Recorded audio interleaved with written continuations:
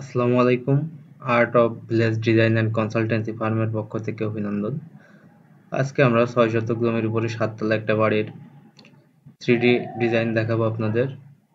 এই বিল্ডিং এর এটি সামনের অংশ এবং নিচতলা সম্পূর্ণ গ্যারেজ রাখা হয়েছে এবং এই বিল্ডিং এ যাতে পর্যাপ্ত আলো বাতাস ঢোকে যার কারণে অনেক গ্লাসের ব্যবহার করা হয়েছে এবং বিল্ডিং এর চারি সাইডটাই অত্যন্ত চমৎকার এবং সুন্দর।